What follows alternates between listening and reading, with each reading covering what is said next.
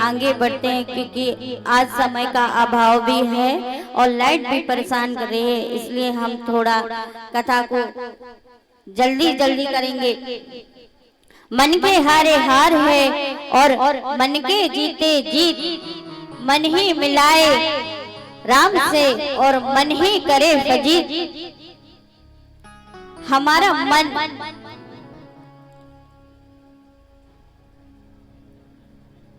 दीन कहे धनवान सुखी, धनवान कहे सुख राजा को भारी, राजा कहे महाराजा सुखी, महाराज कहे सुख इंद्र को भारी, इंद्र कहे चतुरानन को सुख, चतुरानन कहे सुख विष्णु को भारी। तुलसीदास विचार करे है, तुलसीदास विचार कहे हरि, भजन बिना सब जीव दुखारी। जो राम का भजन ना करे, जो श्री राधा रानी का, भगवान कृष्ण का भजन ना करे, वो इस संसार में रहने के योग्य नहीं है। ईश्वर के चिंतन में हमें ईश्वर ने क्या नहीं दिया, हमारा ये शरीर उन्हीं का है। हमारे इस तन से हमें रोज प्रभु का धन्यवाद करना चाहिए। हे प्रभु, आपने इतना अच्छा जीवन हमें दिया है, आपका कोटि कोटि धन्यवाद प्रभु। धन से कोई सुखी नहीं होता, धन जिसके पास धन है वो भी दुखी है और जिसके पास नहीं है वो भी दुखी है। पर सबसे सुखी कौन है? जो प्रभु का भजन करे, वो ही सबसे ज्यादा सुखी है। धन धान्य से कोई सुखी नहीं रहता। आपके पास धन होने से आप उस धन का सही जगह उपयोग करें, गौ सेवा करें, गौओं को, दीनों की सेवा करें।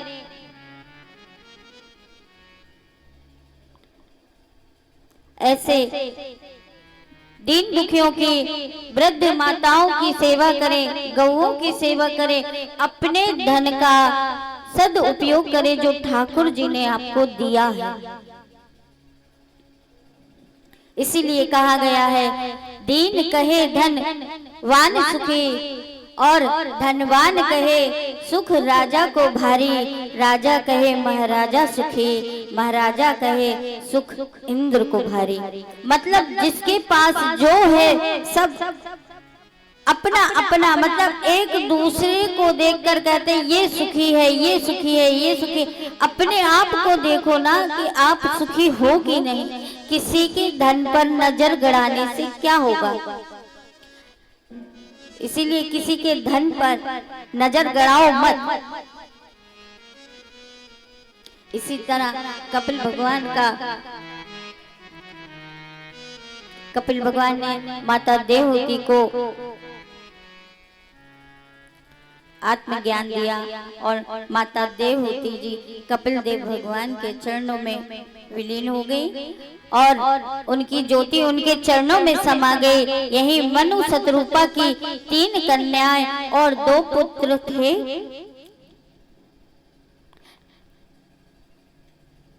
पहले देवहूति का विवाह कर्दम मुनि से, आकृति का विवाह राजा प्रजापति से, जिनके यहाँ भगवान शंकर, जिनके यहाँ माता सती, जिनका विवाह भगवान शिव से हुआ और अब भगवान शिव से माता सती का विवाह हुआ।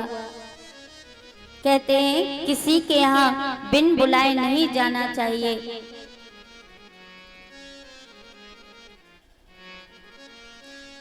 पर राजा प्रजापति जी यज्ञ कर रहे थे, पर उन्होंने भगवान शिव को नहीं बुलाया और ये बात माता सती को बुरी लगी कि उनकी बहन लक्ष्मी जी हैं तो उनके पति नारायण जी को बुलाया, ब्रह्मा जी को बुलाया, सारे देवी देवताओं को बुलाया, पर मेरे पति को क्यों नहीं बुलाया?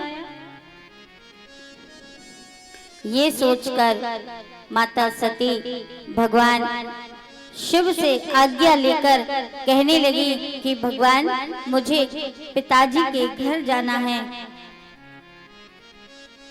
तो भगवान ने मना कर दिया कि देखो, किसी के यहाँ बिन बुलाए नहीं जाना चाहिए। आपके पिताजी ने हमें नहीं बुलाया, आप मत जाओ।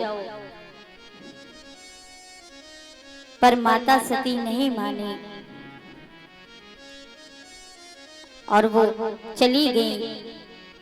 और जैसे ही माता सती वहां गई तो राजा प्रजापति से कहा कि आपने सबको बुलाया पर मेरे पति को क्यों नहीं बुलाया? तो राजा प्रजापति ने कहा कि देखो देवी,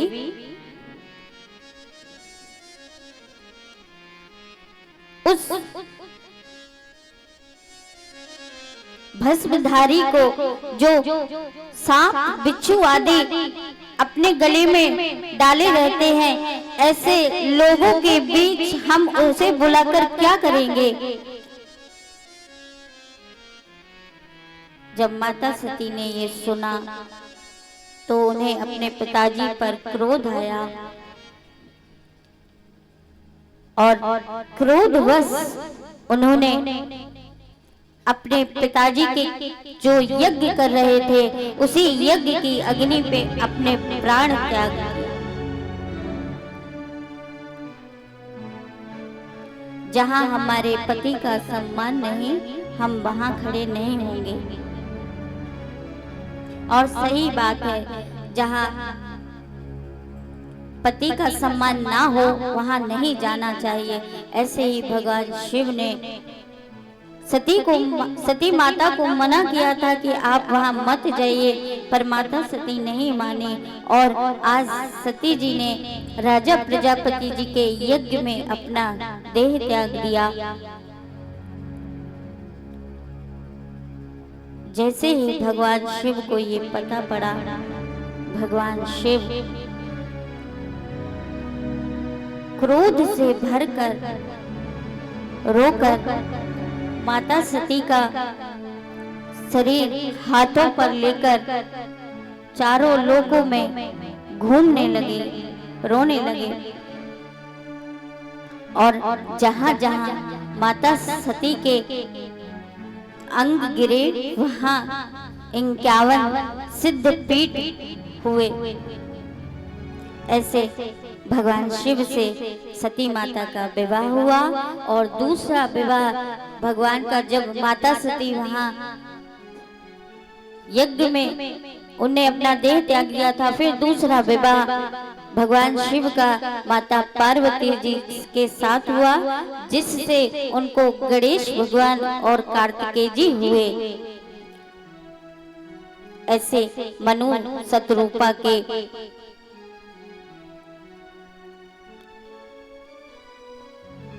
वंश का आगे बढ़ा। अब हम उत्तनपाद जो कि मनु शतरूपा के पुत्र थे, हम उनकी कथा, उत्तनपाद के 2 पत्नियां थीं, सुनीति और सुरुचि। सुनीति जो सबकी सुनकर चलती है उसको सुनीति कहते हैं। जो सबके कहने पर, सबके मान सम्मान के लिए, सबके बोलने पर चलती है उसको सुनीति कहते हैं। और सुरुचि जो अपने कार्यों को स्वयं करे, किसी की सुने ही ना, अपनी रुचि से चले, उसको सुरुचि कहते हैं। ऐसी उत्तनपाद की 2 पत्नियां सुनीति और सुनिधि थी। उनके 2 पुत्र उत्तान और ध्रुव थे। एक बार उत्तनपाद राजा बैठे सिंहासन पर बैठे थे और वहां ध्रुव जी आए। ध्रुव जी ने देखा और अपने हाथ बढ़ाए कि पिताजी मुझे गोद में ले लें।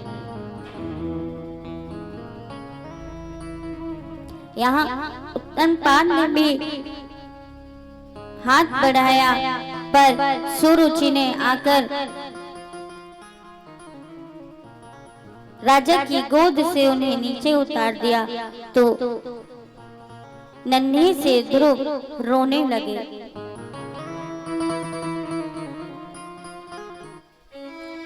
कहने लगे, माता ये तो मेरे पिता है ना, आपने हमें इनकी गोद से क्यों उतारा? तो सुरुचि ने कहा कि तुम्हें अगर महाराज की गोद चाहिए, महाराज का प्रेम चाहिए, तो तुम्हें मेरे गर्भ से पैदा होना होगा। तुम उस परम पिता के प्रार्थना करो कि अगले जन्म में मैं तुम्हारी माता बनूं और जब तुम पिता के गोद के अधिकारी होगे। नन्हे से ध्रुव 5 साल की अवस्था, अच्छा बुरा क्या होता है कुछ पता नहीं, माता के वचनों को सुनकर रो रहे हैं। सुनीति आई, उन्होंने कहा, बेटा तुम क्यों रो रहे हो? तो ध्रुव ने कहा, माता क्या मैं पिताजी की गोद का अधिकारी नहीं हूं? मैं पिताजी की गोद में बैठने जा रहा था तो छोटी माता सुरुचि ने मुझे गोद से उतार दिया और कह दिया कि उन परमात्मा से कहना कि अगले जन्म में मेरे गर्भ से आप आए। क्यों माता? सुनीति ने कहा, पुत्र तुम्हारी छोटी माता ने तुमसे सही कहा है।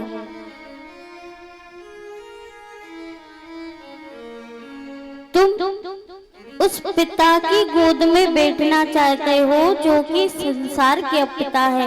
मैं तुम्हें पर ब्रह्म की गोद में बैठाना चाहती हूँ। जाओ बेटा, जंगल में जाओ, तुम्हें तपस्या करके और उस पर ब्रह्म से कहना कि मुझे अपनी गोद में बैठा ले।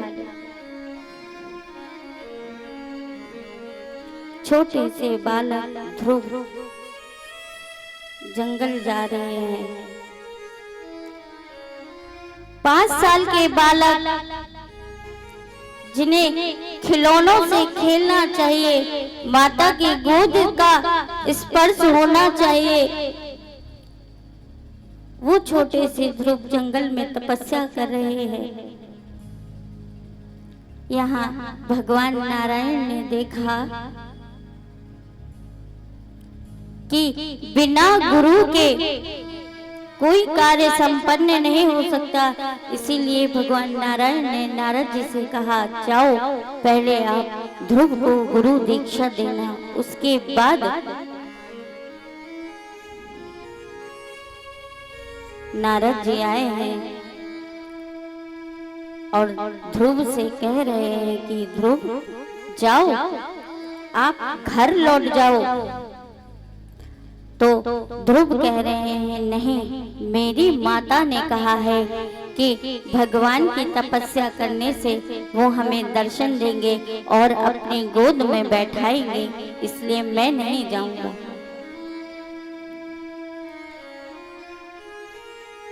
नारद जी ने एक बार और कहा तो ध्रुव कहने लगे कि आप नारद ही हो ना? नारद जी कहने लगे, क्यों, ऐसा क्यों पूछ रहे हो?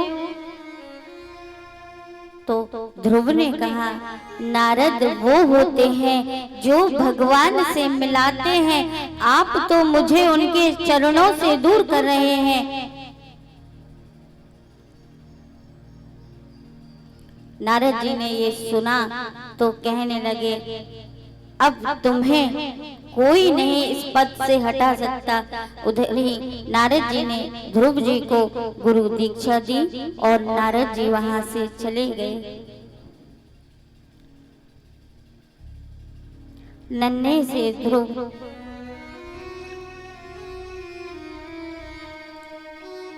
6 दिन में पहले एक एक दिन के अंतर से फल आदि खाकर रहते, फिर 2-2 दिन, 6-6 दिन, ऐसे उन्होंने महीने भर में एक बार फल आदि लेने का जल हवा वायु के साथ रहने लगे।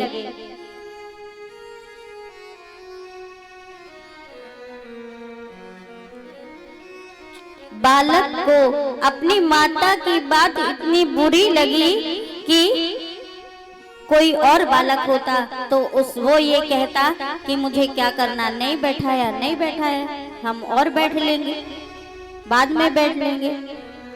पर नहीं, सुनीति ने कहा कि तुम तपस्या करो। ध्रुव तपस्या कर रहे हैं और जैसे ही तपस्या की तो उनके मन में, उनकी आत्मा में एक स्वरूप बना, और जैसे ही वो स्वरूप श्रीमन नारायण जी जब उनकी अंतर आत्मा से बाहर आए तो उनका ध्यान टूट गया। जैसे ही ध्यान टूटा तो सामने भगवान खड़े। ध्रुव बहुत कुछ बोलना चाह रहे हैं पर 5 वर्ष की अवस्था है, कुछ कह नहीं पा रहे। देख रहे हैं, आंखों से अश्रु निकल रहे हैं।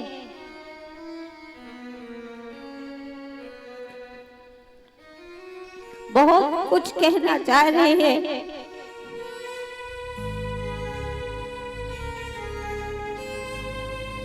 भगवान ने उन्हें देखा और कहा, पुत्र मांगो, तुम्हें क्या चाहिए?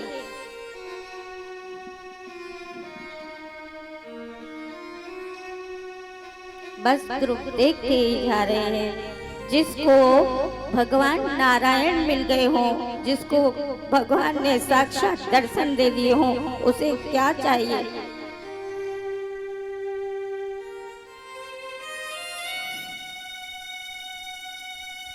भगवान नारायण ने ध्रुव के सर पर हाथ रखा, उन्हें अपनी गोद में बैठाया।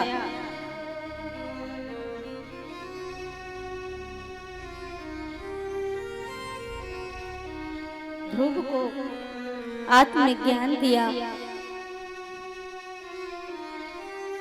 यहाँ नारद जी ने उत्तमपाद से कहा कि बताओ तुम कैसे पिता हो जिसने अपने 5 साल के बालक को जंगल में तपस्या करने के लिए भेज दिया। तपस्या करने की उम्र तुम्हारी है, उस छोटे से बालक की नहीं।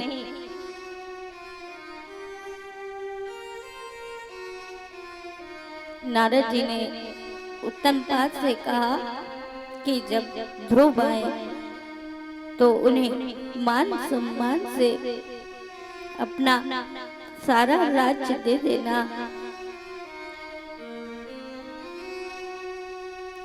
यहाँ ध्रुव ने भगवान की स्तुति की और भगवान नारायण ने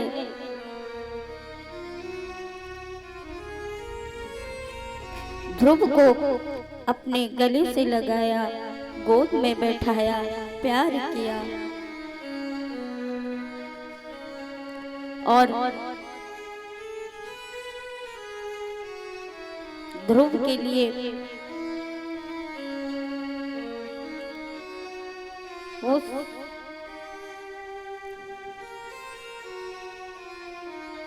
ऐसे भगवान का ध्रुव के साथ साक्षात्कार हुआ।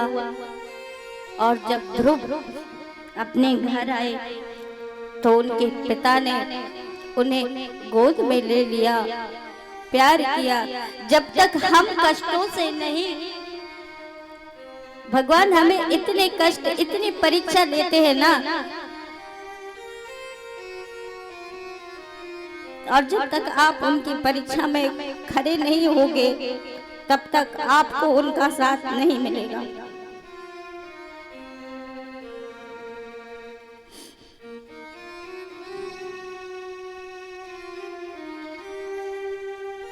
इतनी परीक्षा लेते हैं, इतनी परीक्षा लेते हैं, पर कहते हैं कि जो बन जाता है वो बन जाता है।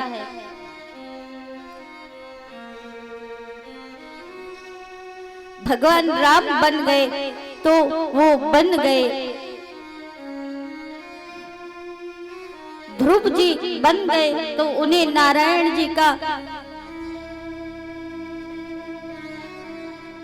दर्शन हुआ। इसलिए कहते हैं कि भगवान जिसका हाथ पकड़ते हैं तो वो संसार की माया छुड़वा देते हैं, और जिसे संसार की माया देते हैं उस भगवान उसका हाथ छोड़ देते हैं।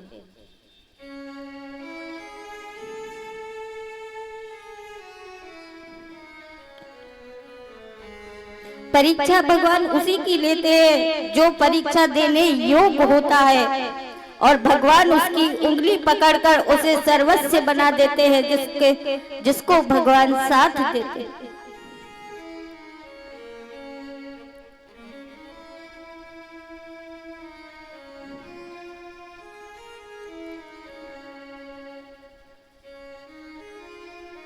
भगवान इतनी परीक्षा लेते हैं कि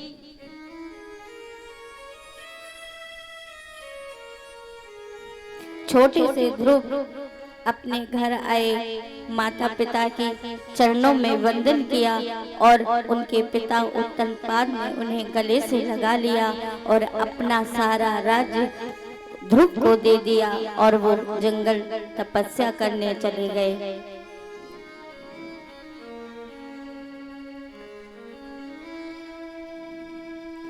हमें ये नहीं कि ध्रुव छोटे हैं, वो तो बहुत बड़े हैं, क्योंकि उनको आत्मज्ञान था, क्योंकि उन्हें अपनी माता की बात लग गई कि माता ने कहा। ऐसे ही हम अपने मन को कहे ना कि हमें ठाकुर जी के चरणों में ही रहना है, तो ठाकुर जी के चरणों में ही रहना है, पर हम ऐसा नहीं करते।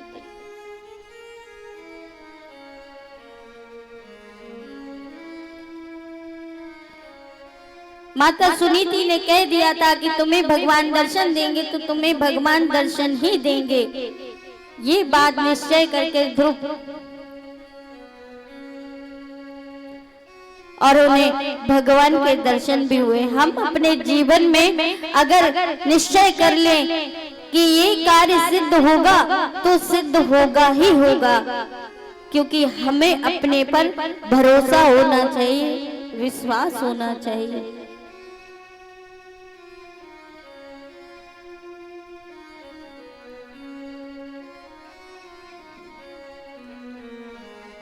ऐसे ध्रुव जिन्होंने बचपन में खिलौनों से नहीं खेला,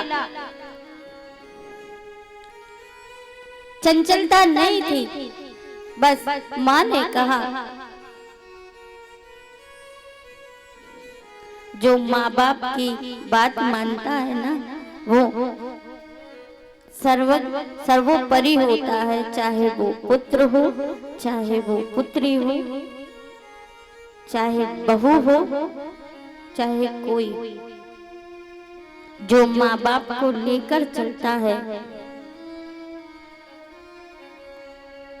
वही आगे बढ़ जाता है।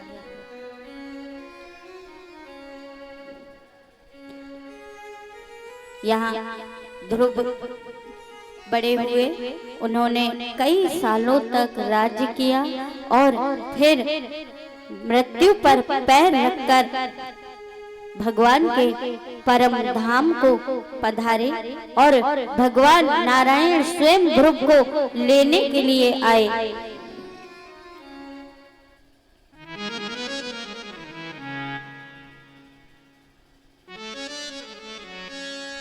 श्री राम। जब कोई नहीं आता, जब कोई नहीं आता, मेरे श्याम आते हैं। हो मेरे दुख के दिनों में वो बड़े काम आते हैं। श्री भाग्य बिहारी लाल की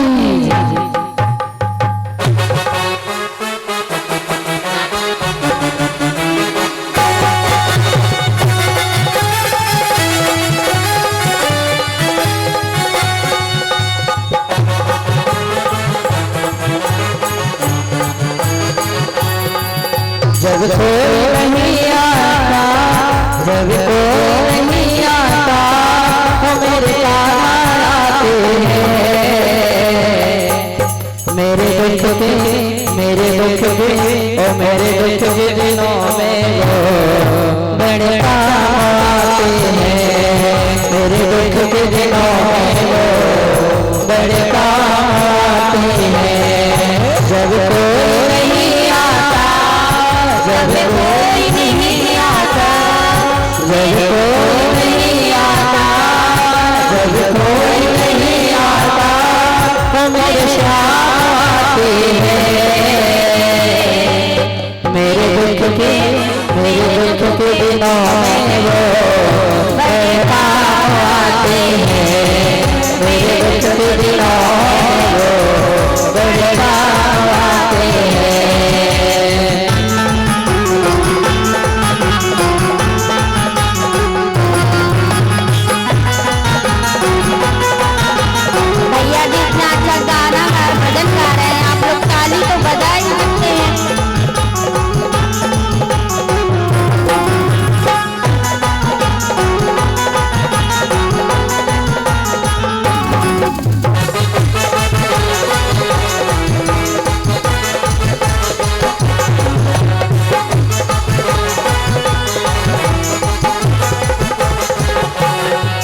मेरी चलती है पतवार नहीं होती, मेरी नैया चलती है पतवार नहीं होती। किसी और की मुझको बरदार नहीं होती, किसी और की मुझको बरदार नहीं होती।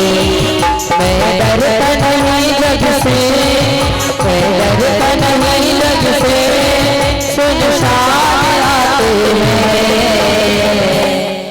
मैं डरता नहीं जग से, सुनसान आते हैं। किस किस के काम आते हैं ठाकुर जी? दोनों हाथ मार करेंगे।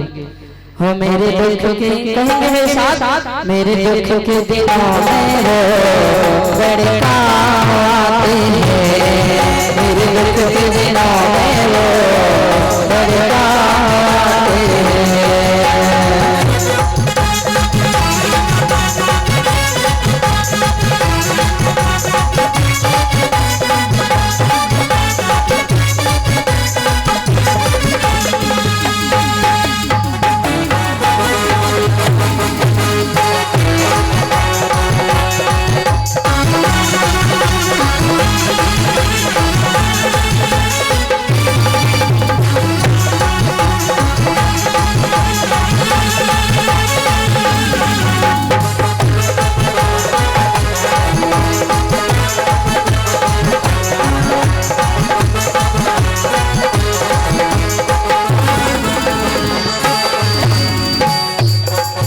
कोई याद करे को मेरे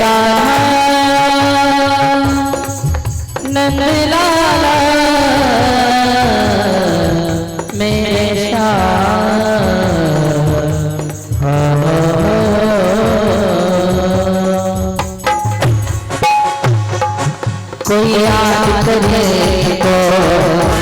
हल्का हो जाए, कोई याद करे इनको दुख हल्का हो जाए, कोई वही करे वो हल्का हो जाए, कोई वही करे हो जाए।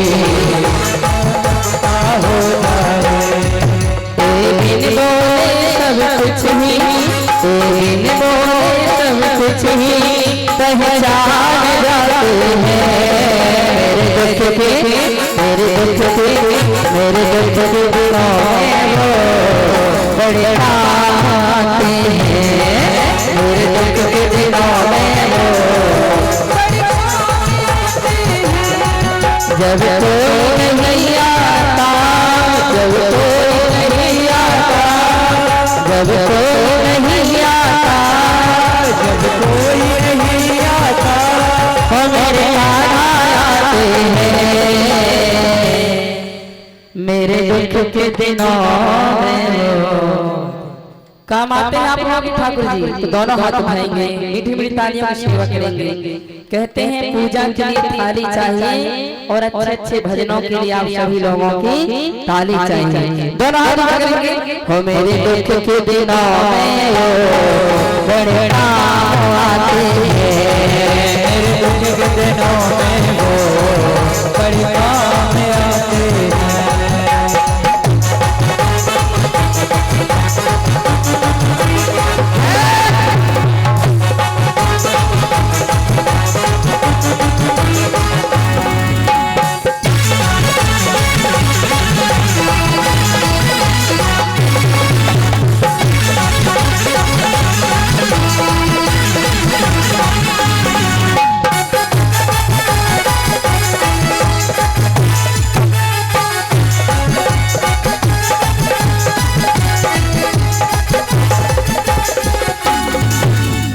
इतने बड़े होकर दीनों से प्यार करें, तो इतने बड़े होकर दीनों से प्यार करें। अपने भक्तों के दुख को पल में स्वीकार करें, अपने भक्तों को पल में स्वीकार करें। सब भक्तों का कहना, सब भक्तों प्रभु मान जाते हैं। सब भक्तों का कहना हमारे ठाकुर जी बड़ी ही जल्दी रीत जाते हैं। किस किस का कहना मानते हैं? दोनों हाथ उठाएंगे जरा। कहते हैं काश मैं ऐसा जुर्म करूं सजा मिले हर जाने में, काश मैं ऐसा जुर्म करूं सजा मिले हर जाने में, और मेरा जीवन बीते वृंदावन में मौत मिले परेशान में। दोनों हाथ उठाएंगे सभी लोग। सभी भक्तों का कहना, सभी भक्तों का कहना प्रभु मान जाते हैं। मेरे दुख के, मेरे दुख के दिनों में बड़े काम आते हैं। जब कोई नहीं आता, जब कोई नहीं आता, जब कोई नहीं आता, जब कोई नहीं आता, मेरे कान्हा आते हैं। मेरे दुख के, मेरे दुख के, मेरे दुख के दिनों में बड़े काम आते हैं। मेरे दुख के दिनों मेरे दुख के दिनों में बड़े काम आते हैं। मेरे दुख के दिनों में बड़े काम आते हैं। मेरे दुख के दिनों में बड़े काम आते हैं। बोलो भगवान श्री कृष्ण की जय हो। भैया तुम्हारे दुख के दिनों में काम आते तो हमारे भी आते। 4 मिले 64 खिले 20 रहे कर जोड़, हरिजन से हरिजन मिले तो बसत 7 करोड़।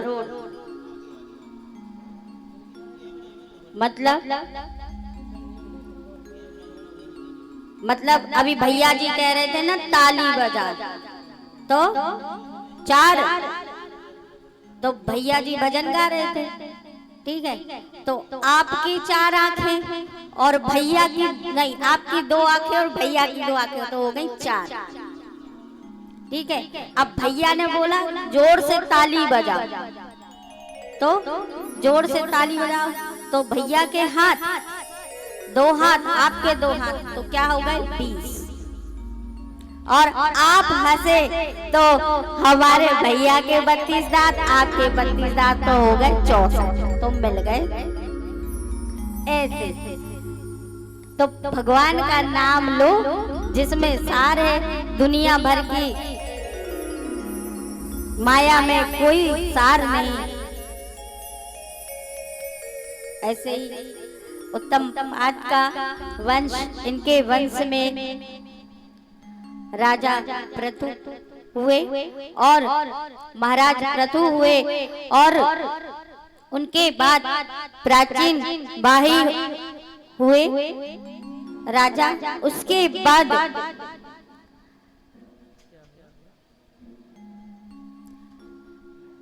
पुरंजन। अब पुरंजन क्या? पुरंजन मतलब नारद जी कह रहे हैं कि पुरंजन मतलब अर्थात जीव नगर की खोज के लिए, जीव नगर की खोज के लिए भटकता रहता है।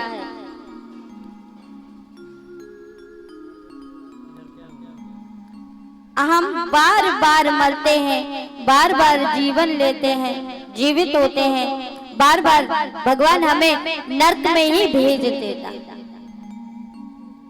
ये संसार क्या है? नर्क है, नर्क। अगर 84 लाख योनियों में नहीं भटकना है तो प्रभु का भजन करना चाहिए। यही हमारा शरीर बार बार मरता है, बार बार जन्म लेता है, इसी को पुरंजन कहते हैं। एक बार पुरंजन जा रहे थे ईश्वर की खोज में, ईश्वर कहाँ है, तो वो वहां पहुंचे जहां नगर के यानी हमारे शरीर के 9 द्वार होते हैं। उन 9 द्वारों में, उन 9 द्वारों की रक्षा के लिए एक सर्फ जो कि उन 9 द्वारों की रक्षा कर रहा था,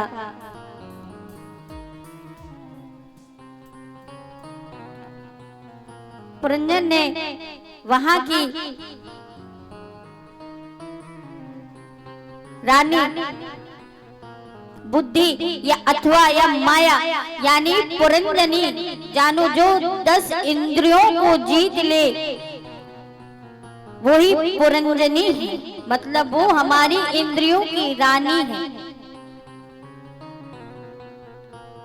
ऐसे पुरंजनी के साथ रहने लगे। वो बार बार वहां से निकलने की कोशिश कर रहे पर निकल ही नहीं पा रहे।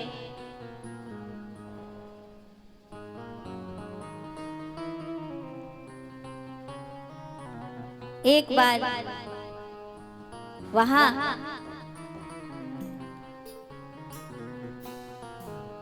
गंधर्व और युद्ध हो रहा था। पुरंजन जी हार गए क्योंकि वो माया में पड़े थे, इसलिए सर्प ने भी 100 वर्षों तक युद्ध किया और जब 100 वर्षों के बाद वो हार गया, उसके बाद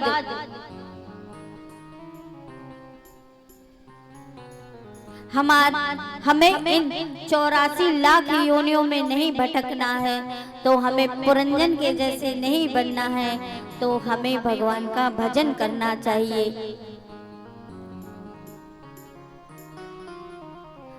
अब इनकी कथा में हम आगे प्रिय व्रत जो परीक्षित जी बोल रहे हैं, भगवान आपने मुझे महाराज प्रियव्रत का चरित्र सुनाया और सुखदेव जी राजन महाराज मनु ने प्रियव्रत को गुणवान दिखाने के लिए उन्हें राज शासन करने की आज्ञा दी।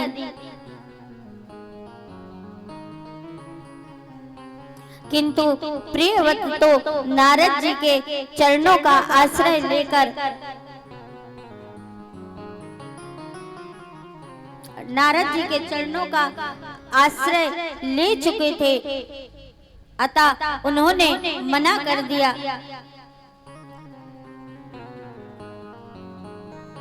तब ब्रह्मा जी ने उन्हें बहुत आकर प्रियव्रत को बहुत समझाया, पुत्र तुम भगवत भक्त हो, तुम जैसे लोग अगर गृहस्थ आश्रम को अपनाने से मना कर देंगे तो इस जगत का कल्याण कैसे होगा।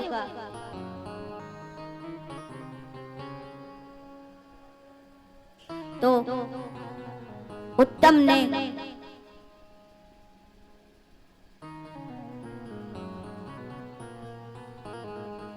प्रियव्रत जी ने बात मान ली और गृहस्थ जीवन में विश्वकर्मा प्रजापति विश्वकर्मा की पुत्री बृहस्पति के से विवाह किया, जिससे उन्हें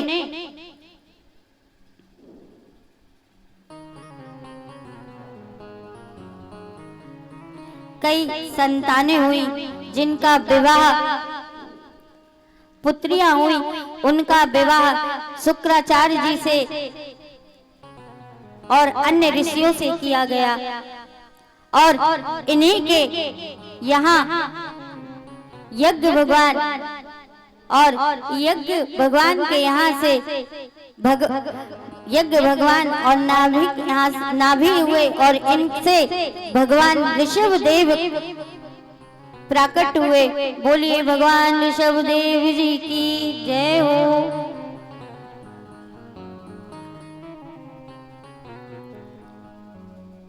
ऋषभ देव भगवान उन्होंने ब्राह्मणों की सहायता पुत्र प्राप्ति के लिए यज्ञ पुरुष का अर्जन किया। यज्ञ से प्रसन्न होकर भगवान नारायण ने उस यज्ञशाला से प्रकट हुए ब्राह्मणों ने उनकी स्तुति की।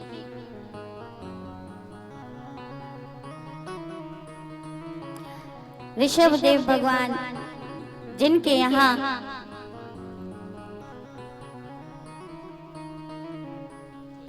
महाराज भरत हुए, उनके ज्येष्ठ पुत्र महाराज भरत हुए। सुखदेव जी बोले, राजन महाराज भरत बड़े भगवत भक्त थे, उन्होंने विश्व रूप की कन्या से विवाह किया। उनके यहाँ 5 पुत्र हुए।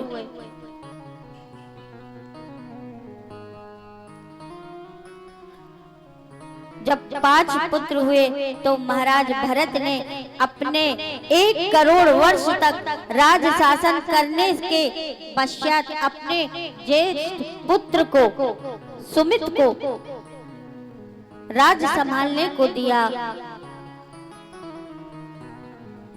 और राजा भरत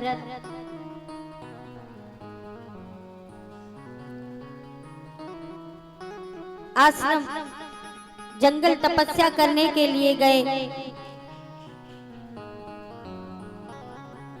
सूर्य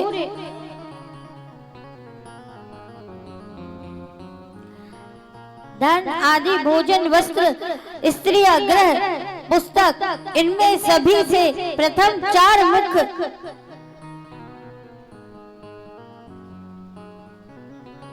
ऐसे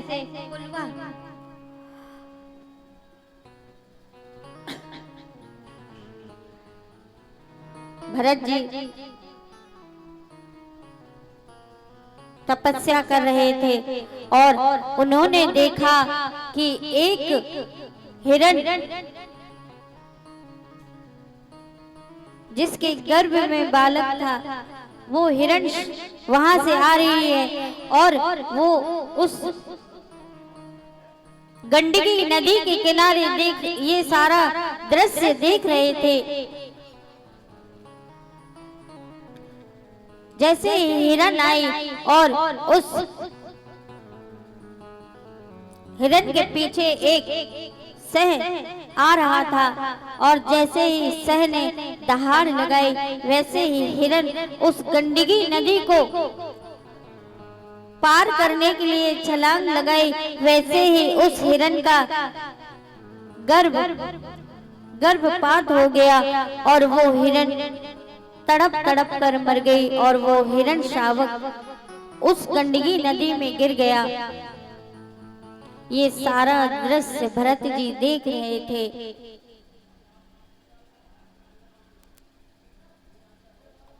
भरत जी उस हिरण शावक को अपने पास लाए और उसके लालन पालन में लग गए।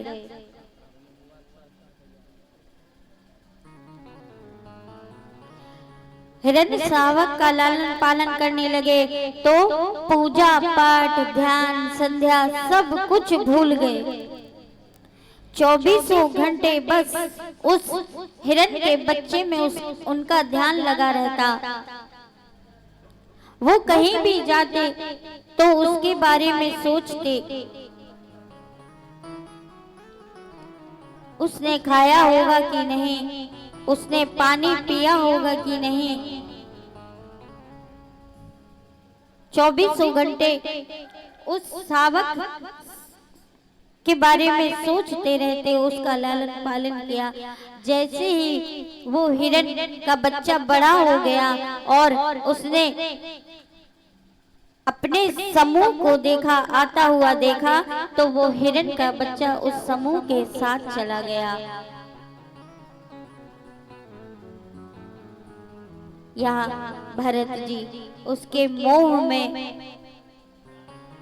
रो रहे और रोते रोते भरत जी ने वहीं अपने प्राण त्याग दिए।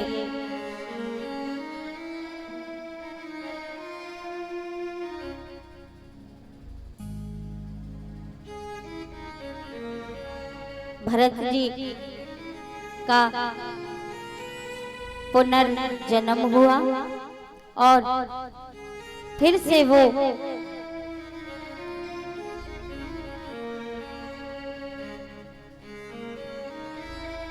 जड़ भरत के नाम से प्रसिद्ध हुए। जड़ मतलब बुद्धि, मतलब पागल, जिसके अंदर कोई बुद्धि ही नहीं थी। मतलब थी, सब कुछ याद था, पर वो इस संसार की माया में पड़ना नहीं चाहते थे, इसलिए वो पागलों के जैसे रहते थे।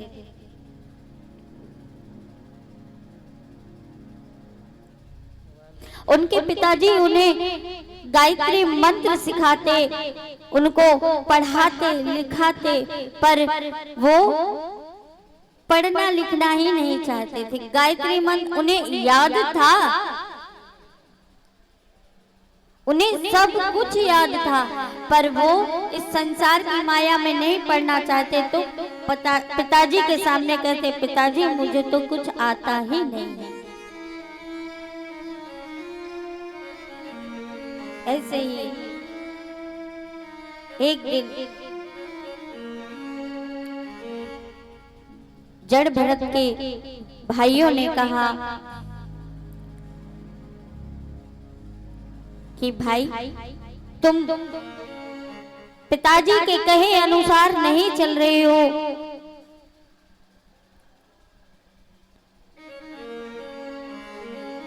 तुम जड़ भरत जी सोचते थे कि मैं ब्राह्मण हूँ और मेरे पिताजी मुझे गायत्री मंत्र सिखा रहे हैं और मुझे पंडित बना रहे हैं, और ये फिर से मुझसे कहेंगे कि तुम पंडित अपना कर्म करो, जो पंडितों का कर्म होता है वो करो, और मैं वो कर्म करना नहीं चाहता।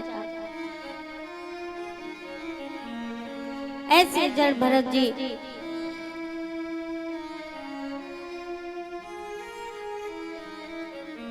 उनके भाइयों ने कहा कि तुम जाओ और जहां जहां हमारे खेत है वहां आप उनकी रक्षा करना।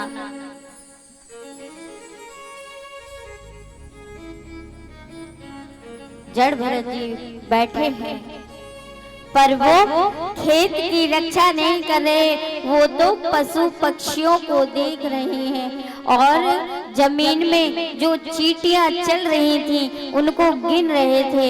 यहाँ सारे पक्षी उस खेत का अनाज चुन गए तो उनके भाइयों ने उन्हें देख लिया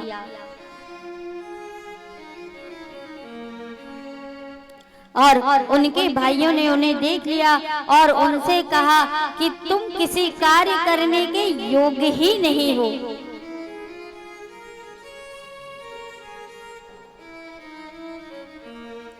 जड़ भरत जी बैठे, उनके भाइयों ने उन्हें वहां से निकाल दिया तो वो वहां से चले गए जंगल की ओर और जड़ भरत जी उसी पुलवाह आश्रम के पास आए जहां गंडकी नदी बह रही थी। उन्हें सब याद था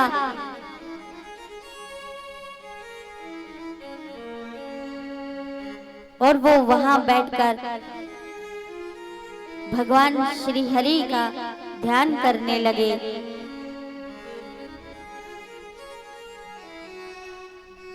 अब ये गंडकी नदी कौन है? गंडकी नदी में आज भी भगवान शालक राम जी के, जो भगवान शालक राम जी होते हैं वो गंडकी नदी में प्राप्त होते, उनकी गोद। एक बार क्या हुआ, गंडकी नदी अपने पूर्व जन्म में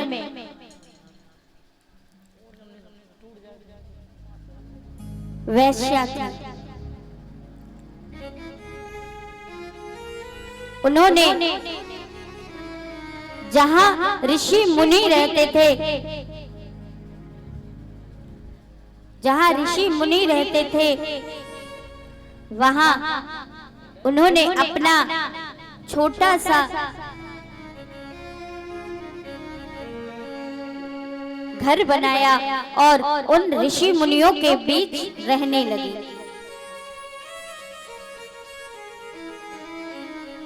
अब ऋषि मुनि तो भगवान का भजन करते, नारायण नारायण कहते, पर इनके यहाँ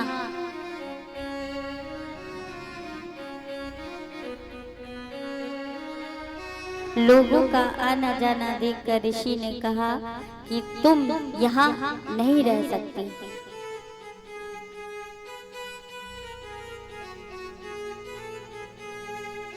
तो गंडकी नदी ने कहा क्यों?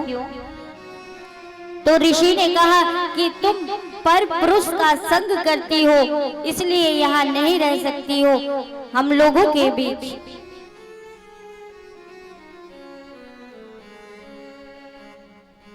तो गंडकी नदी ने कहा कि महाराज आप मुझे कुछ ऐसा कार्य बताइए जिससे मेरा जीवन सार्थक हो जाए।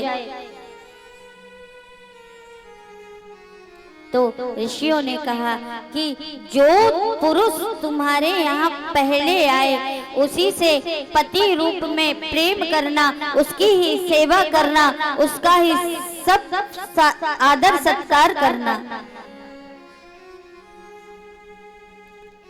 गंडकी नदी ने कहा ठीक है। अब यहाँ भगवान श्रीमन नारायण उनकी परीक्षा लेने के लिए पहुंच गए और साधारण पुरुष का वेश रखा और गंडकी नदी के पास पहुंचे।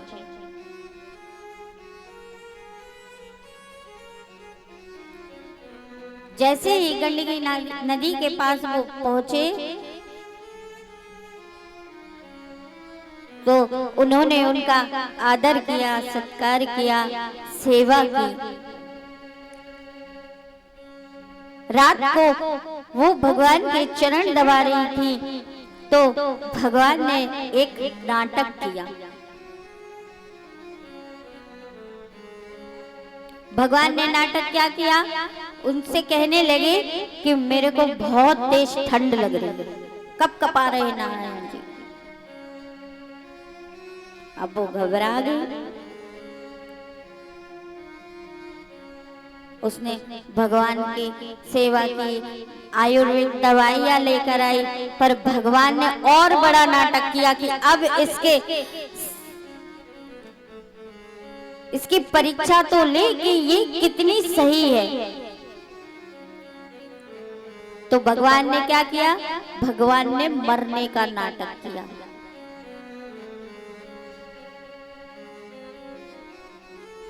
भगवान ने ऐसा नाटक किया कि वो मृत्यु को प्राप्त हो गए। ऐसा नाटक भगवान कर रहे हैं और आंख बंद करके देख रहे हैं कि ये क्या कर रही है।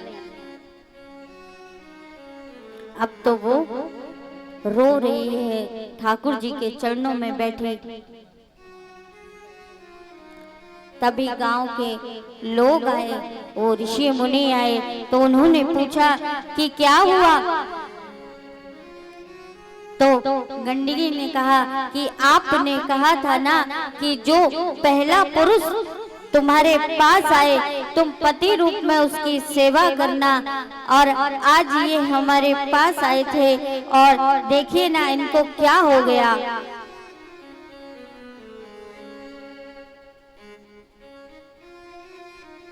ऋषि कहने लगे कि अब जो पत्नी का धर्म होता है वो तुम्हें करना होगा।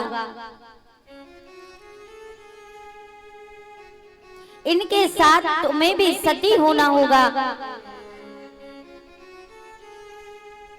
गंडकी ने हाँ कर दिया और जैसे ही भगवान को ले जाने लगे, यही गंडकी 16 श्रृंगार करके उसी चिता पर आकर बैठ गई जहाँ भगवान को बैठा लेटाया गया था, और भगवान का सिर अपनी गोद में रख लिया और सती होने के लिए बैठ गई। अब भगवान देख रहे हैं ये सही में मेरे साथ सती होने को तैयार हो गई। जैसे ही गांव के लोगों ने उस चिता को आग लगाई तो वैसे ही भगवान श्रीमन्नारायण उठकर खड़े हो गए और कहने लगे, नहीं नहीं, मैं तुम्हारी परीक्षा ले रहा था।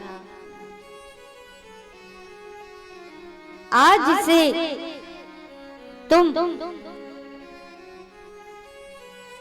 गंडकी नदी के नाम से विख्यात होगी और मैं सालकराम भगवान के नाम से विख्यात होऊंगा, और मैं हमेशा तुम्हारे ही जल से जो भी मुझे तुम्हारे जल में स्नान करेगा वो मुझे पाएगा।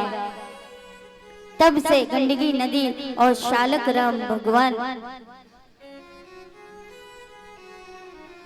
ऐसे ही जड़ भरत फुलवाहा आश्रम के पास गंडकी नदी के किनारे ध्यान कर रहे थे। तभी वहां का राजा रघुगढ़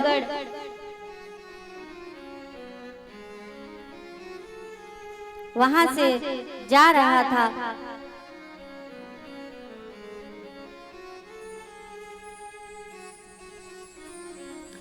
वहीं एक डाकू आया। महाकाली की पूजा करने के लिए उसे बलि देनी थी, तो उस डाकू ने कहा कि इस गांव में जो भी हट्टा कट्टा नौजवान मिले उसे पकड़ कर लाओ।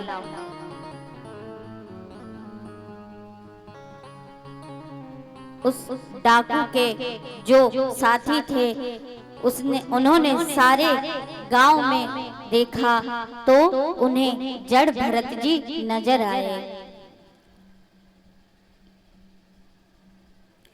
जैसे ही उन्हें जड़ भरत जी नजर आए, उन्होंने जड़ भरत जी को पकड़ा और डाकू के पास ले गए। क्योंकि जड़ भरत जी को कोई ज्ञान था ही नहीं, उनको अच्छे बुरे के बारे में पता ही नहीं था। वो सोचते ही नहीं थे कि ये मुझे कहाँ ले जा रहे हैं, क्या करेंगे, कुछ नहीं।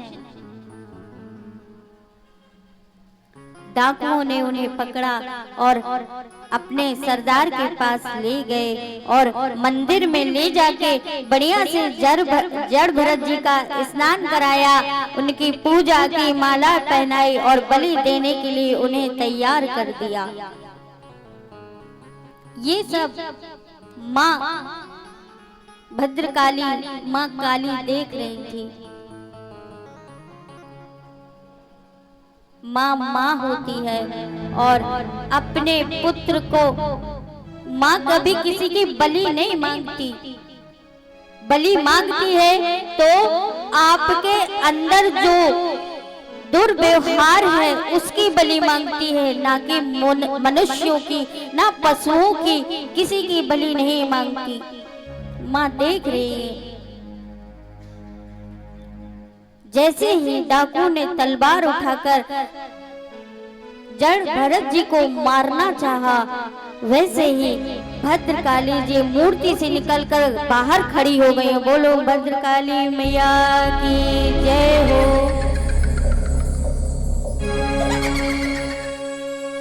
माँ ने अपनी खड़ग उठाकर सारे दुष्टों का संहार किया और जड़ भरत जी को अपने गले से लगाया।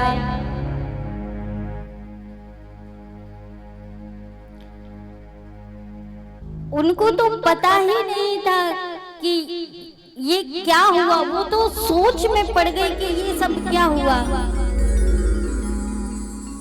आइए हम 2 मिनट के लिए माता रानी की स्तुति करते हैं।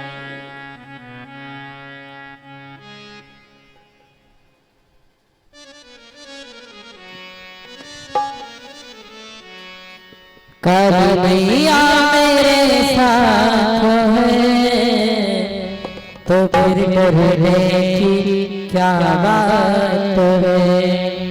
छाई काली घटाए तो क्या उनकी छतरी के नीचे हो मैं।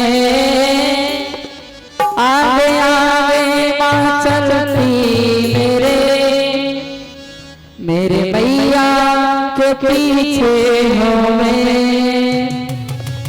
हो काली मैया मेरे साथ है तो फिर बोलने की क्या बात है। ओ काली मैया मेरे साथ है तो फिर बोलने की क्या बात है।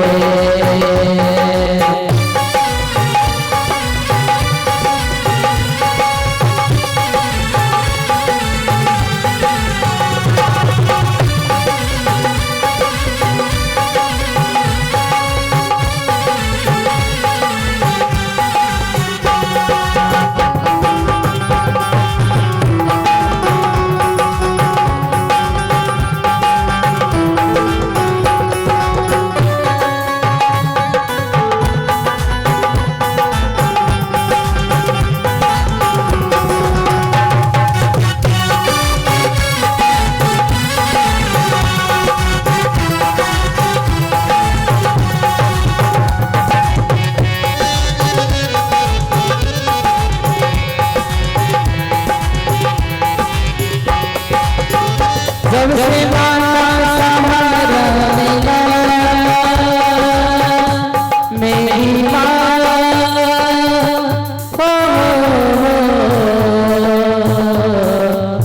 ला जब से माता सहारा मिला फिर सताए कोई गम नहीं।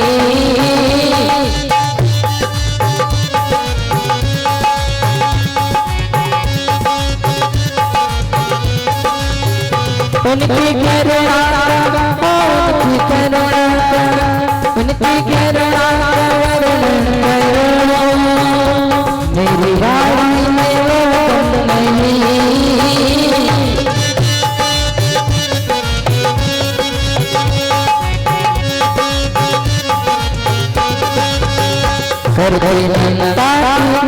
और चिंता की बरसात है, मेरी मैया की क्या बात है, देवी मैया मेरे साथ है, तो फिर मेरी क्या बात है।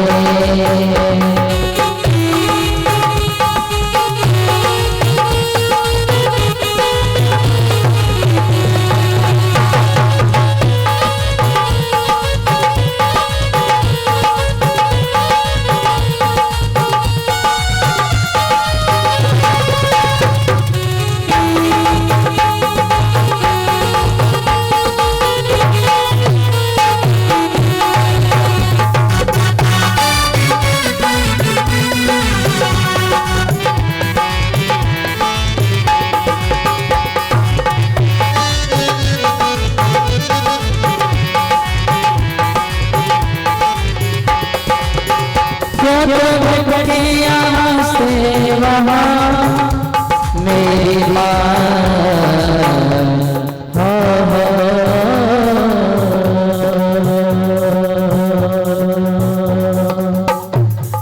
मेरी मैया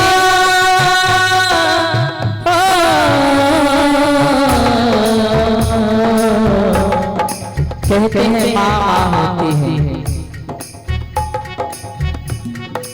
माँ की दुआ कभी खाली नहीं जाती और माँ की बात कभी ताली नहीं जाती। माँ की दुआ कभी खाली नहीं जाती और माँ की बात कभी ताली नहीं जाती।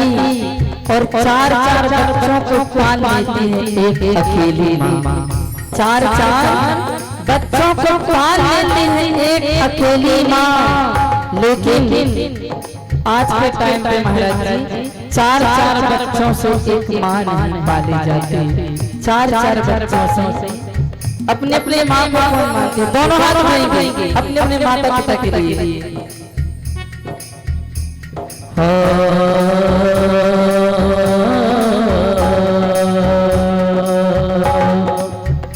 क्यों क्यों भटके यहाँ से वहाँ, इनके चरणों में आवे खेला, क्यों भटके यहाँ से वहाँ, इनके चरणों में आवे खेला।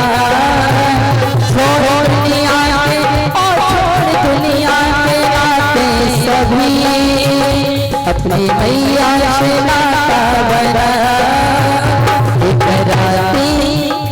एक राती मुलाकात है, मेरी मैया की क्या बात है, राधा रानी मेरे साथ है, तो फिर मेरे की क्या बात है।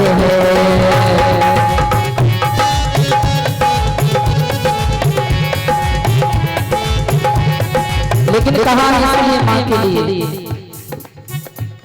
हर घर की किताब ने ये बात लिखी है, हर की किताब ने ये बात लिखी है, माँ बाप से बढ़कर कोई और नहीं है। कौन कौन मानते हैं, दोनों हाथ उठाएंगे कि हर की किताब ने एक बात लिखी है, माँ बाप से बढ़कर कोई और नहीं है, माँ बाप से बढ़कर कोई और नहीं है, माँ बाप से बढ़कर कोई और नहीं है, माँ बाप से बढ़कर कोई और नहीं है, माँ बाप से बढ़कर कोई और नहीं है, माँ बाप से बढ़कर कोई और नहीं है, माँ बाप से बढ़कर कोई और नहीं है। सच्चिदानंद रूपाय विश्वोत्पत्त्यादि हेतवे तापत्रये विनाशाय श्री कृष्णाय वयं नमः। यहाँ सुखदेव जी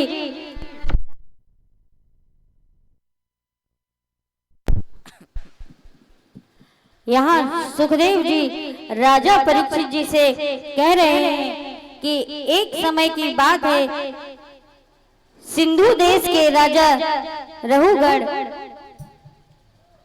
कपिल मुनि के आश्रम से वापस आ रहे थे पालकी पर सवार होकर। तभी राजा रहुगढ़ की पालकी का एक कहार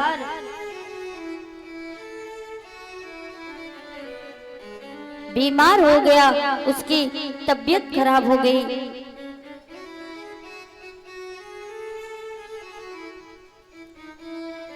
तभी राजा रहुगढ़ ने कहा कि जाओ, ये सारा राज्य हमारा है और इस राज्य में जो भी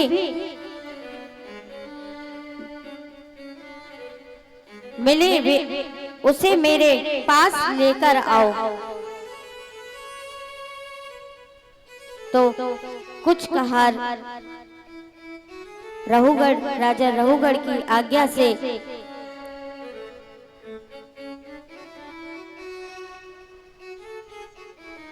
उस राज्य में घूमने लगे और घूमते घूमते उन्हें जड़ भरत जी नजर आए। जैसे ही जड़ भरत जी को देखा तो कहार उन्हें पकड़कर राजा के सामने ले आए।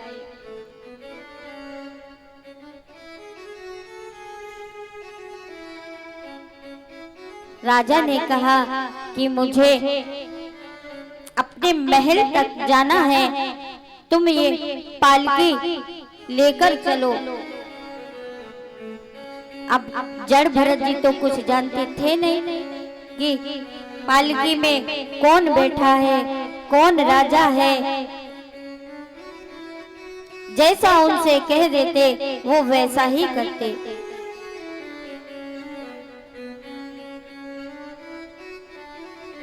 अब जड़ भरत जी ने राजा रहुगढ़ पालकी में सवार हुए और जड़ भरत जी और वो जो 3 राजा के कहार थे, सबने मिलकर उस पालकी को उठाया। पर जड़ भरत जी की कदमों की ताल उन कहारों से नहीं मेल खा रही थी।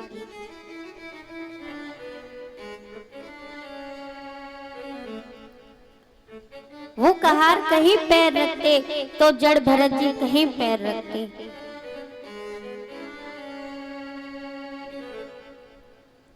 जड़ भरत जी सोचते कि मेरे पैर के नीचे कोई जीव जंतु, कोई चींटी ना आ जाए। ऐसे जड़ भरत जी थे। जहां उन्हें कोई छोटा सा जीव नजर आता तो वो अपना पैर उठाकर चलते। ऐसे जड़ भरत जी की कदमों की ताल उन कहारों से नहीं मिल रही थी और पालकी ऊपर नीचे हो रही थी।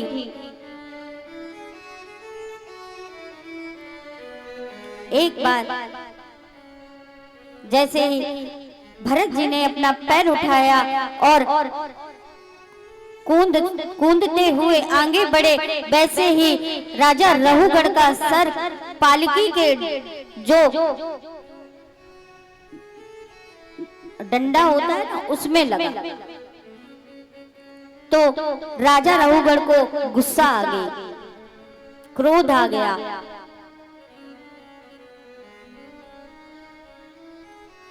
राजा रहुगढ़ कहने लगे भरत जी से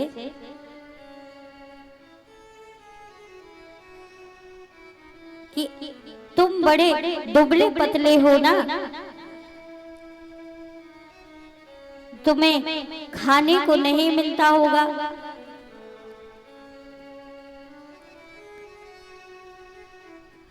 बहुत से वचन राजा रहुगढ़ ने भरत जी से कहे। तभी भरत जी को थोड़ा सा क्रोध आया और उन्होंने उस पालकी को नीचे रख दिया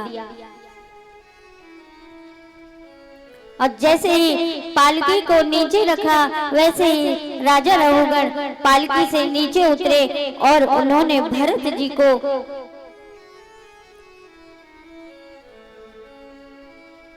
बहुत सुनाया।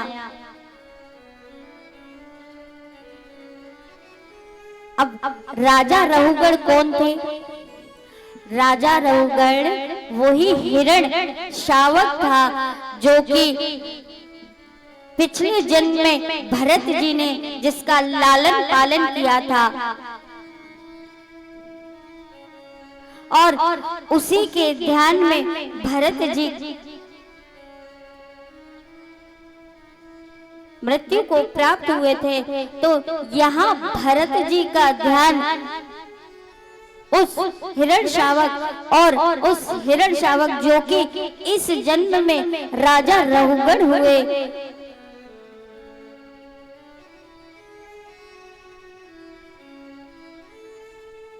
इसी तरह राजा रघुगण को भरत जी ने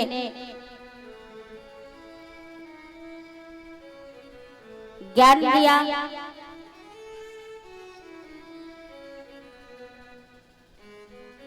अच्छा कौन, बुरा कौन, बड़ा कौन।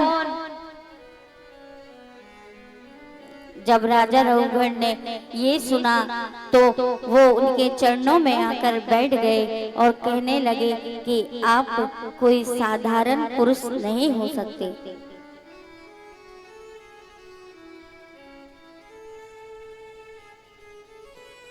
राजा रघुगण को देखकर उनके भरत जी के चरणों पर बैठ गए और जैसे ही भरत जी के चरणों पर राजा रघुगण जी बैठे तो उन्होंने उन्हें आत्मज्ञान दिया और फिर उन्हें याद आया क्योंकि हम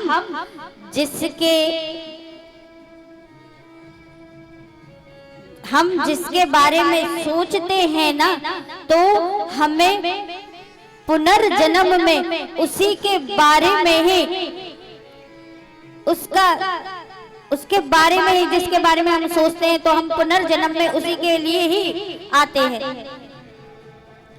इसलिए मरने से पहले जब हमारी मृत्यु हो तो हमारे घर परिवार के लोग रोते हैं, चाहे बड़े बुजुर्ग हो चाहे कोई हो। जैसे ही देखते हैं कि हमारे परिवार में किसी की मृत्यु हो रही है तो हम रोने लगते हैं, पर रोइए मत। संसार का ध्यान रखने से अच्छा है जो व्यक्ति इस संसार को छोड़कर जा रहा हो उसके सामने भगवान का तस्वीर, भगवान का फोटो रखना चाहिए कि जाने वाला व्यक्ति भगवान का ध्यान करते हुए जाए।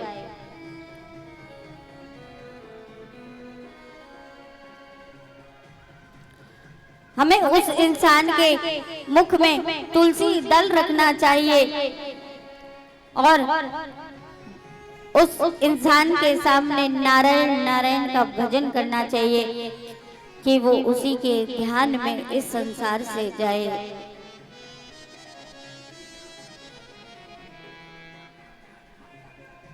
एक माता जी थी, बहुत बुजुर्ग थी, 90 साल की थी। उन माता जी को लेने के लिए भगवान आए और कहा कि आप मेरे साथ चलो। तो माता जी ने कहा कि भगवान मैं आपके साथ चलने को तैयार हूं, पर बस मुझे 5 मिनट दे दो। तो भगवान ने कहा हमने तुम्हें 90 साल दिए, अब तुम 5 मिनट में क्या करोगी बताओ। तो वो बुढ़िया माता जी, बूढ़ी माता जी कहने लगी भगवान से, अपने बेटे और पुत्र से कहने लगी हैं, कह रहे हैं स्वर्ग से आयो है संदेश, बुलावो आयो राम। से आयो है संदेश, बुलावो आयो राम रो। स्वर्ग से आया है संदेश, बुलावो आयो राम रो।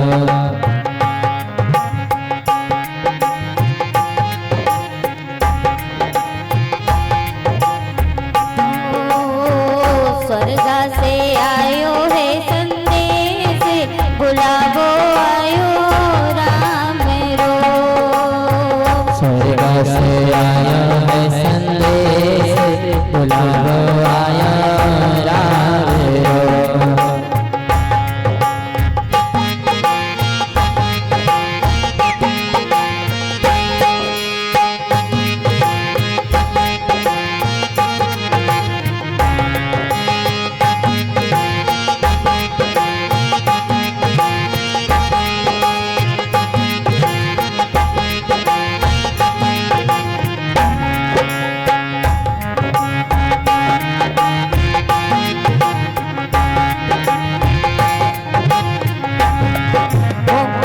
मिनट मन दीजिए प्रभु जी, करो बहू से बात। 5 मिनट मन दीजिए प्रभु जी, करो बहू से बात। 5 मिनट मन दीजिए प्रभु जी, करो बहू से बात। 5 मिनट दो प्रभु जी, करो बहू से बात। माने मारो धर्म निभागी, माने मारो धर्म निरागी, बांधे के रखियो ये परिवार, बुलावो आयो राम रो। स्वर्ग से आया है संदेश, बुलावो आया राम रो।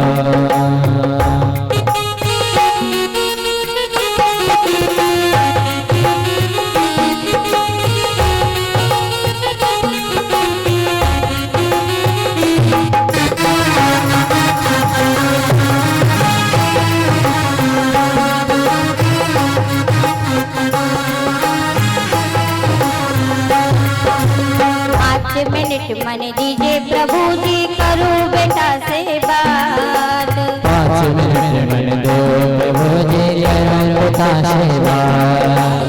5 मिनट मन दीजिए प्रभु जी, करो बेटा सो बात। 5 मिनट मन दो प्रभु जी, करो बेटा से बात। अलमारी में धन धरो है, अलमारी में धन धरो है, राजी राजी से लीजो बाटे, बुलावो आयो राम रो। स्वर्ग से आयो है संदेश, बुलावो आयो राम रो।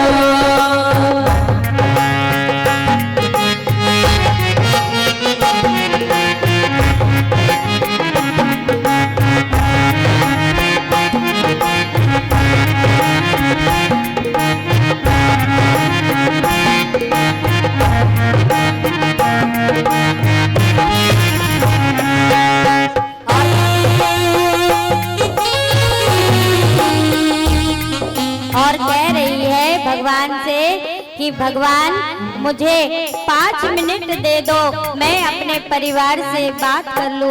तो भगवान कह रहे हैं कि तुमको 90 साल तो दे दिए, इन 90 सालों में तुमने क्या किया बताओ। 90 साल अपने परिवार के साथ नहीं रही, जब जाने की घड़ी आ गई तब तुम कह रही हो कि भगवान मुझे 5 मिनट दे दो।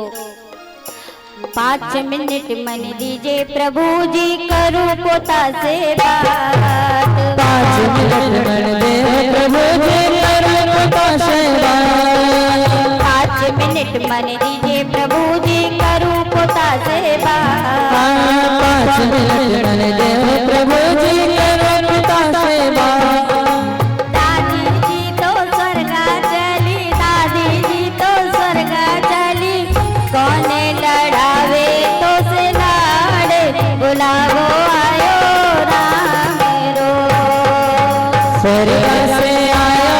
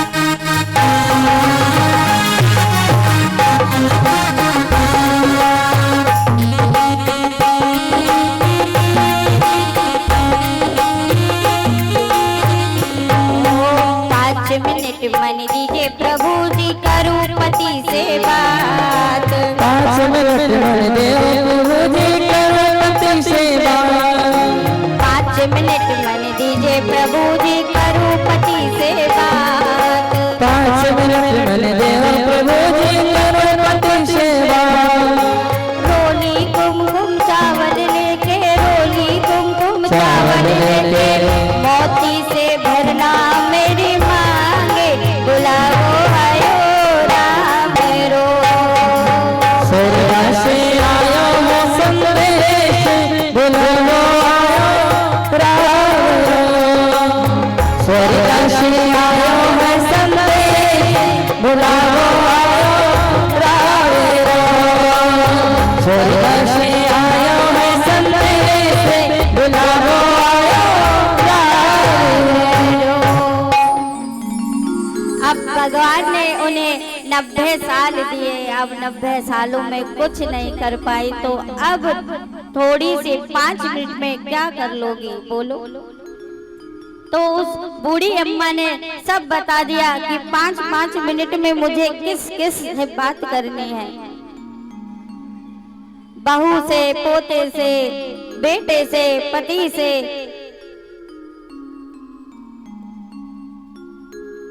ऐसे ही जड़ भरत जी और राजा रघुगण को आत्मज्ञान देकर वहां से चले गए और 28 नरकों का इस श्रीमद् भागवत जी में वर्णन किया है। 28 नरक, जो जैसा कर्म करता है वो वैसे ही नरक उन्हें भोगने पड़ते हैं।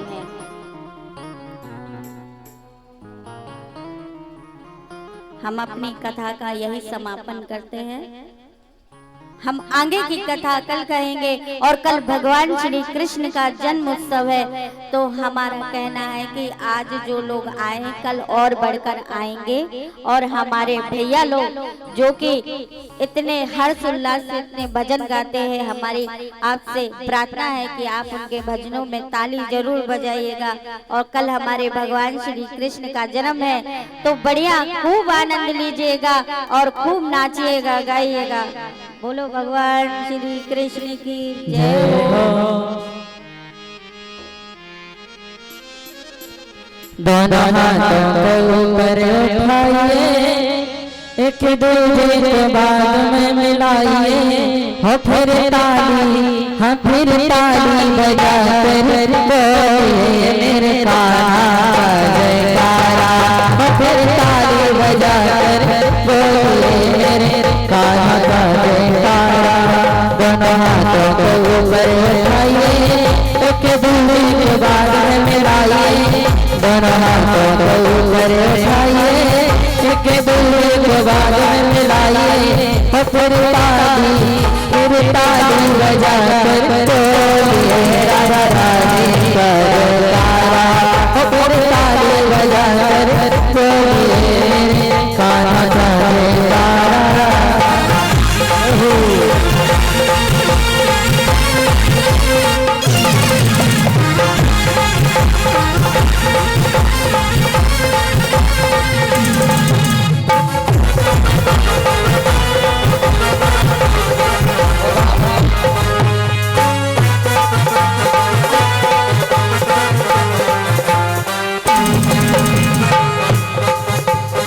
राधा के दरबार में बैठे रहो खाली, राधा के दरबार में बैठे रहो खाली। राधा राधे कहते जाओ, राधा राधे कहते जाओ, बजा बजा के ताली। अरे राधे राधे कहते जाओ, हाँ बजा बजा कर ताली। हो फिर ताली बजा कर बोलिए कान्हा का जयकारा। हो फिर ताली बजा कर बोलिए मेरे कान्हा का जयकारा।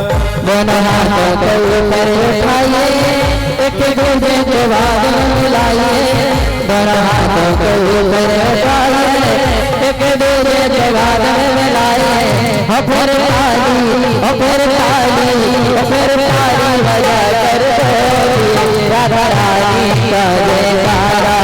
राधा रानी का जयकारा, बाबा बिहारी का जयकारा, हो राधा रानी का जयकारा। श्री महापुराण की जय।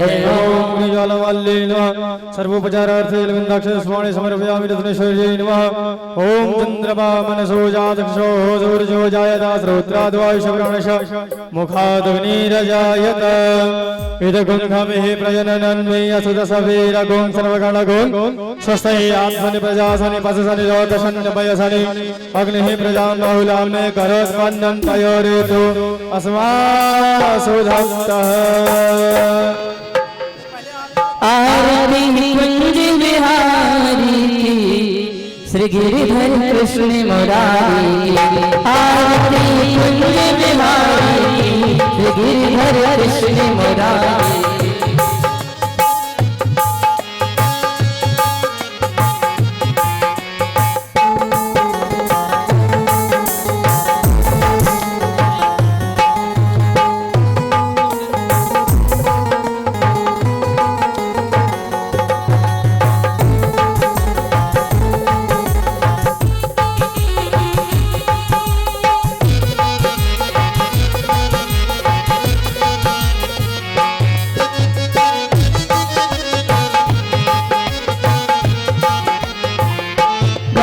जयंती माला बजावे मुरली मधुर वाला श्रवण में कुंडल झलकाला नंद की आनंद नंद लाला गगन शमयंग कांति काली राधिका चमक रही आली लखन में ठाड़े बनवाली ब्रह्मश्री कस्तूरी तिलक चंद्र सी झलक गले चढ़ी श्यामा प्यारी गिरिधर कृष्ण मुरारी आरती कुंज बिहारी गिरिधर कृष्ण मुरारी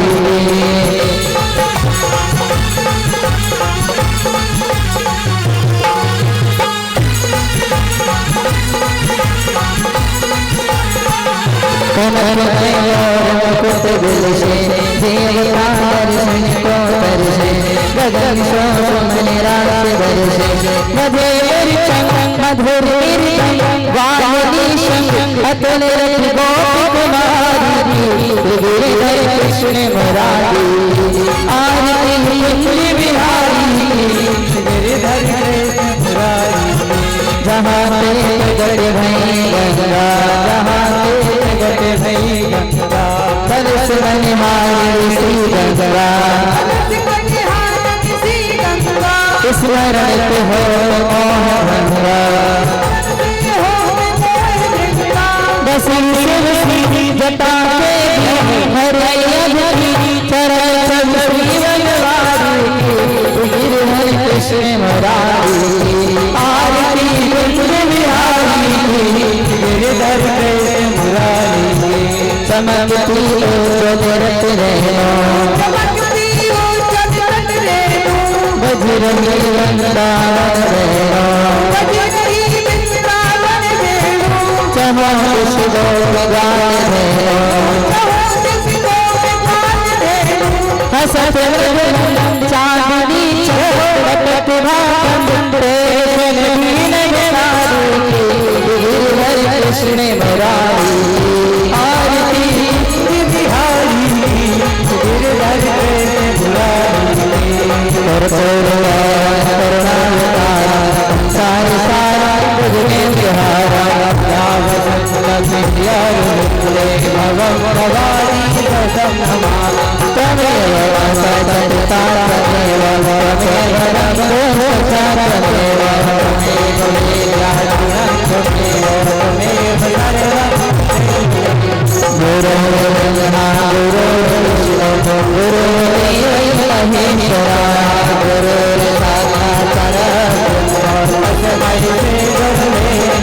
हरे राम हरे राम हरे राम हरे राम हरे राम हरे राम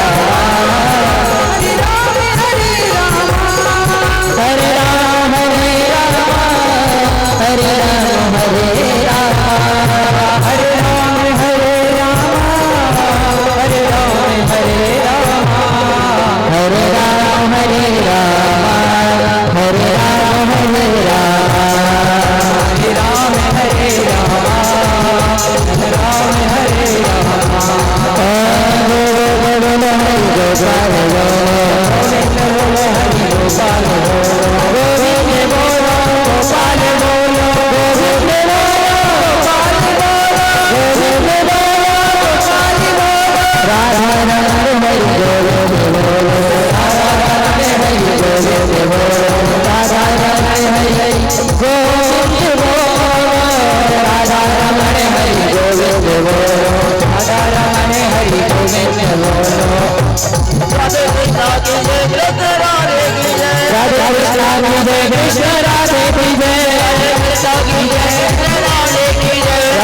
कृष्णा की जय कृष्ण राधे की जय राधे कृष्णा की जय कृष्ण राधे की जय राधे कृष्णा की जय राधे कृष्णा की जय जीवाले जीवाले जीवाले कन्हैया की जय जय जय जीवाले कन्हैया की जय जय जय जीवाले कन्हैया की जय जय जीवाले कन्हैया की जय जय राधा रुक्मण की जय राधा रुक्मण की जय राधा रुक्मण की जय राधा रुक्मण की जय यमुना महारानी की जय महारानी की जय यमुना महारानी की जय यमुना महारानी की जय राधे कृष्णा की जय कृष्ण राधे की जय राधे कृष्णा की जय कृष्ण राधे की जय राधे कृष्णा की जय कृष्ण राधे की जय राधे कृष्णा की जय राधे कृष्णा की जय जीवाले जीवाले जीवाले कन्हैया की जय जय जय जीवाले कन्हैया की जय जीवाले कन्हैया की जय जीवाले कन्हैया की जय जलेन शीतलीकरणपुष्पाविले परम हस्ते पुष्पाणि गृहीत्वा मन्त्रपुष्पाञ्जलिं प्रयातः हरिः ओम् यज्ञेन यज्ञवयजन्त देवास्तानि धर्माणि व्रतवान्य सन्ना ते हरातम् महिवारः सचन्द्र यत्र पूर्वे साध्याः शान्तिदेवाः हरिः ओम् राजाधिराजाय प्रसह्यतायिने नमो वयं वै श्रवणाय कुर्महे सवे कामान् कामकामाय मह्यं कामेश्वरो वै श्रवणो दधातु कुबेराय वै श्रवणाय महाराजाय नमः हरिः ओम् स्वस्ति साम्राज्यं भोज्यं स्वराज्यं वैराज्यं पारमेष्ट्यं राज्यं महाराज्यमाधिपत्यवयं समन्तपर्यायै एकराडर्हि श्लोको पिगीतो मरुतसावसन्गृहे आविक्षतस्य कामप्रे विश्वे देवा सभासदतिः हरिः ओम् एकदन्ताय विद्महे वक्रतुण्डाय धीमहि तन्नो दन्ते प्रचोदयात् हरिः ओम् कात्यायनै च विद्महे कन्याकुमारै च धीमहि तन्नो दुर्गे प्रचोदयात् हरिः ओम् तत्पुरुषाय विद्महे महादेवाय धीमहि तन्नो रुद्रः प्रचोदयात् हरिः ओम् नन्दनन्दनाय च धीमहि वासुदेवाय धीमहि तन्नो कृष्णः प्रचोदयात् नानासुवर्णपुष्पाणि यथा कालोद्भवानि च पुष्पाञ्जलिर्मया यज्ञ ज्ञानपरमेश्वरः ॐ मन्त्रहीनं क्रियाहीनं भक्तिहीनं सुरेश्वर यद्बोधितं मया देवो परिपूर्णं तदस्तु मे आवाहनं न जानामि तवार्चनं पूजां चैव न जानामि चम्बदां परमेश्वरः पापोऽहं पापकर्माणां पापात्मां पापसम्भवः याहि मां पार्वतीनाथ सर्वपापहरो भवः मन्त्रपुष्पाञ्जलिं शरणकमलेषु श्रीभागवत महापुराण पुरुषोत्तमाय नमः नन्दनन्दनाय नमः वृन्दावनविहारिणे नमः यमुनादेव्यै नमः श्रीराधारानीदेव्यै नमः बोले भागवत महापुराण की जय हो। श्री नंदन बालकृष्ण लाल की जय हो। मीरंजनी नंदन महाराज की जय हो। श्री पार्वती परमेश्वर भगवान भोलेनाथ की जय हो। राधा रानी की जय हो। यमुना महारानी की जय हो। समस्त ब्रजमंडल 84 कोष देवी देवताओं की जय हो। धर्म के अधर्म का प्राणियों में विश्व का गौ माता के मस्ते नगर के सत्य सनातन धर्म के आज के आनंद के अपने अपने माता पिता गुरु गोविंद के हर हर कंद हर दुख हर दारिद्र हर नमः पार्वती हर हर महादेव। जय जय श्री राधे जय जय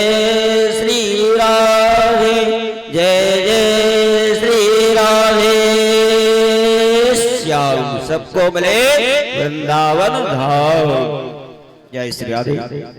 कल श्री भगवान कृष्ण भगवान का जन्म होगा और जन्मोत्सव भी मनाया जाएगा, जिसमें आप सभी धर्म प्रिय बंधु, माता बहनें, भक्त वृंद कथा में सम्मिलित होकर के पुण्य लाभ अर्जित करें और अपने जीवन को सफल बनाएं।